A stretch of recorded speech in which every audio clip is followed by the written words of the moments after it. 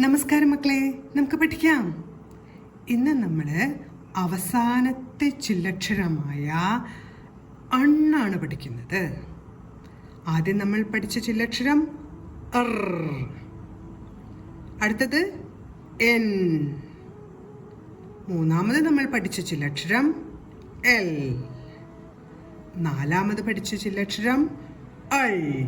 ഇനി നമ്മൾ പഠിക്കാൻ പോകുന്ന ചില്ലക്ഷരം അണ്ണാണ്. അൺ, അൺ,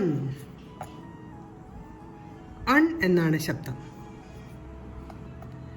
അൺ എഴുതാനായി ആദ്യം നമ്മൾ പഠിച്ച ണ എന്ന അക്ഷരമാണ് എഴുതുന്നത്.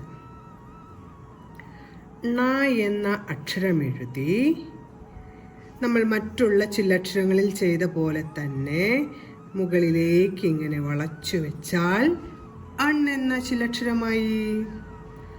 റാ വരച്ചുകൊണ്ടാണ് നമ്മൾ അർ എന്ന ചില്ലക്ഷരം എഴുതിയത്. നാ വരച്ചുകൊണ്ടാണ് നമ്മൾ എൻ എന്ന ചില്ലക്ഷരം എഴുതിയത്. താ വരച്ചിട്ടാണ് എൽ എന്ന ചില്ലക്ഷരം എഴുതിയത്. ഷ എന്ന അക്ഷരം വരച്ചുകൊണ്ടാണ് അൾ എന്ന ചില്ലക്ഷരം എഴുതിയത്.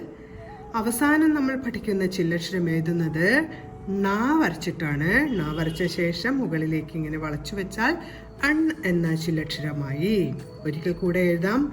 ആദ്യം ഒരു ണ വരയ്ക്കുക, അതിനുശേഷം മുകളിലേക്ക് ഇങ്ങനെ വളച്ചു വെച്ചാൽ അൺ എന്ന ചില്ലക്ഷരമായി.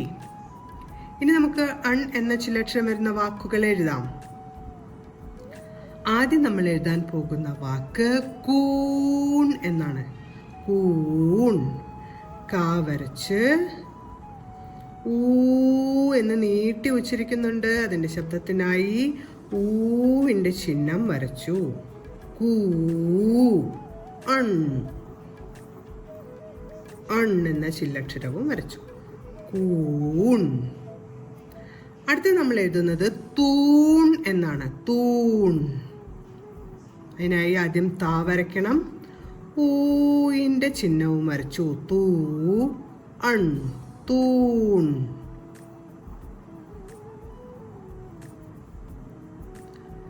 അടുത്ത് നമുക്ക് വെണ്മ എന്ന് എഴുതാം. വെണ്മ. അപ്പോൾ ആദ്യം വേ എന്നാണ് കേൾക്കുന്നത്. എയുടെ ചിഹ്നം വരച്ച് വാ വരച്ചു. വേ ആയി. അതിനുശേഷം അൺ കേൾക്കുന്നുണ്ട്. വെൺ, വെൺ, മ, വെണ്മ. അപ്പൊ നമ്മൾ ഇന്ന് അൺ എന്ന ചില്ലക്ഷരം പഠിച്ചു. അൺ വരുന്ന വാക്കുകളായ കൂൺ, തൂൺ, വെണ്മ എന്നീ വാക്കുകളും പഠിച്ചു. എന്ന ചില്ലക്ഷരവും എൺ വരുന്ന ഈ വാക്കുകളും പറഞ്ഞുകൊണ്ട് എഴുതി പഠിക്കാൻ ശ്രമിക്കണം. അതുപോലെ തന്നെ നമ്മൾ മുൻ ക്ലാസ്സുകളിൽ പഠിച്ച ചില്ലക്ഷരങ്ങളായ അർ, എൻ, എൽ, അൾ, അൺ എന്നിവ ഓരോന്നും തിരിച്ചറിയാനും പറയാനും എഴുതാനും എല്ലാം കിട്ടുന്നില്ലേ എന്ന് ഉറപ്പാക്കാനും ശ്രമിക്കണം. ഇനി നമുക്ക് അടുത്ത ക്ലാസ്സിൽ കാണാം. നമസ്കാരം.